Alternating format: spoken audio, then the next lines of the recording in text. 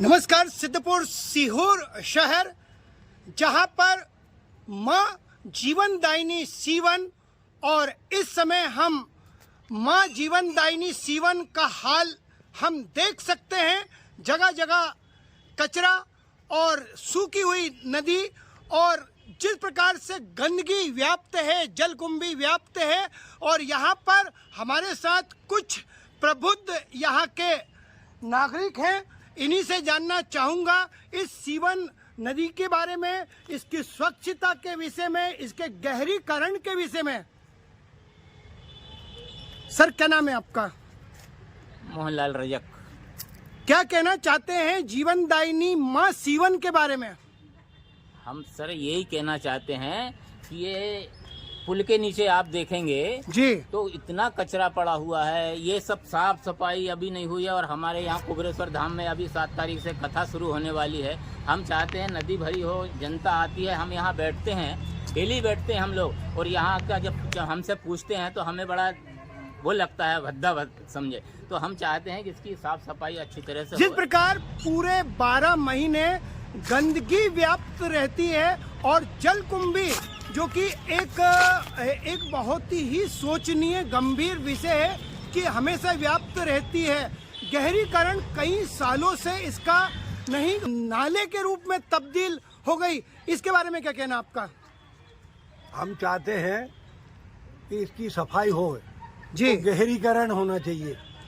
और कुबरेश्वर धाम वाले शायद बहुत से यात्री इस आते हैं। नदी का गहरीकरण 2000 में हुआ था। उसके बाद से कोई गहरीकरण नहीं हुआ। इसके लिए लोगों ने क्या आवाज उठाई? गहरीकरण होना चाहिए। और कुबरेश्वर धाम के जो भी आते हैं बाहर के मेहमान लोग, दर्शनार्थी, वो ये देखना चाहते हैं कि कम से कम हमारे यहाँ नदी भरी हो, हम यहाँ स्नान करें, वहाँ से हम जल ले जाएं, वहाँ चढ़ाएं, साफ सफाई शुद्धता ही दिखे तो इनका सुंदरता आएगा। यहाँ के नागरिक का कहना है कि श्रद्धालु यहाँ पर आते हैं और कहीं न कहीं सीवन के दर्शन करने हेतु भी आते हैं, और यहीं से कावड़ यात्रा भी शुरू होती है। यहीं का जल लेकर श्रद्धालु जाते हैं। और इस समय जो सीवन की दयनीय हालत है, उससे शायद हम सभी दुखी हैं। कितने दुखी हैं? जिस प्रकार से स्वच्छता का विषय है, गंदगी है, जगह जगह पॉलीथीन यहाँ पर पड़ी हुई है। क्या कहना है? साफ सफाई होना चाहिए नदी की, और जल होना चाहिए इसके अंदर। यदि साफ सफाई हो तो कौन करे? नगर प्रशासन करे, संगठन करे, आम नागरिक करे, कौन करे? सबकी जिम्मेदारी है, नगर पालिका करे और आम आदमी भी करे। अपना सफाई रखो, ध्यान से पॉलीथीन न डाले इसके अंदर, साफ सफाई से। अच्छा, बार बार इस विषय को उठाने के बाद भी शायद कहीं ना कहीं प्रशासन, नगर प्रशासन ने ध्यान नहीं दिया। क्या हुआ है ऐसा? प्रशासन की गलती है साहब, ये प्रशासन की गलती है, देना चाहिए ना ध्यान।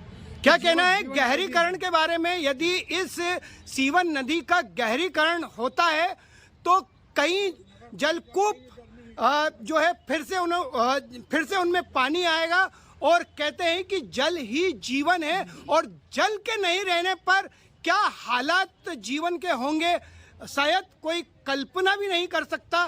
क्या कहना है सीवन नदी के बारे में? सीवन नदी साहब ऐसी है कि इसके तो 12 महीने लोग, ये भरी रहती है तो 12 महीने बोर चालू रहती हैं। ये सूख जाते हैं तो बोर सूख जाते हैं आसपास के।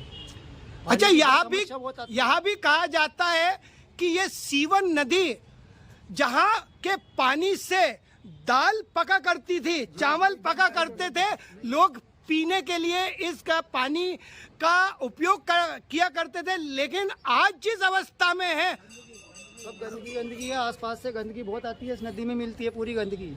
अच्छा, कुछ संगठनों ने या कुछ आम नागरिकों ने भी इसके लिए प्रयास किया? 2000 में किया था, उसके बाद सफाई करने नहीं आया कोई आज तक, बस फोटो 2000 में नगर प्रशासन ने, आम नागरिकों ने, संगठनों ने प्रयास किया था, गहरीकरण हुआ था, लेकिन उसके बाद से यहाँ पर अभी तक कुछ भी नहीं हुआ है। अच्छा, अंतिम सवाल है, क्या चाहते हैं नगर पालिका प्रशासन से? वहाँ पर प्रशासन की तरफ अध्यक्ष महोदय हैं और नेताजी और भी है, विधायक साहब है, सांसद साहब, यदि सब मिलके भी यहाँ थोड़ा थोड़ा भी यदि करते तो शायद ये नदी आज बहुत कुछ अच्छे रूप में होती और हमारे प्रदीप मिश्रा जी पूरे विश्व में, देश में छाए हुए हैं, उनका नाम रोशन हो रहा है। उसी हिसाब से हम ये चाहते हैं कि नदी का ऐसी तरह से हो जिससे माने जो है साफ सुथरी और चमके। माने जो है यहाँ कावड़ यात्रा निकलती है, बहुत उत्सव मनाते हैं। अभी 7 दिन में लोग बाग यहाँ दर्शन करने आएंगे तो इसकी क्या हालत देखेंगे। माने जो है हम यही चाहते हैं कि इसकी अच्छी तरह से सफाई हो बड़ी। यदि सीवन नदी का सौंदर्यकरण होता है, गहरीकरण होता है, स्वच्छ होगी तो शायद जो बाहर के श्रद्धालु यहाँ पर लगभग पूरे राज्यों से यहाँ पर आते हैं वो भी सीवन नदी को देखकर कहीं ना कहीं, और इस हालत को देखकर क्या सोचते होंगे वो?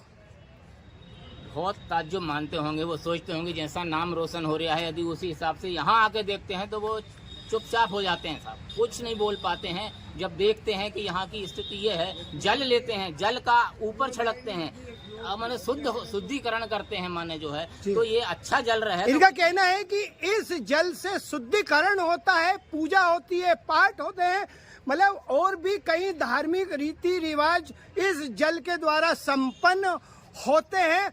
लेकिन कहीं ना कहीं दुख का विषय है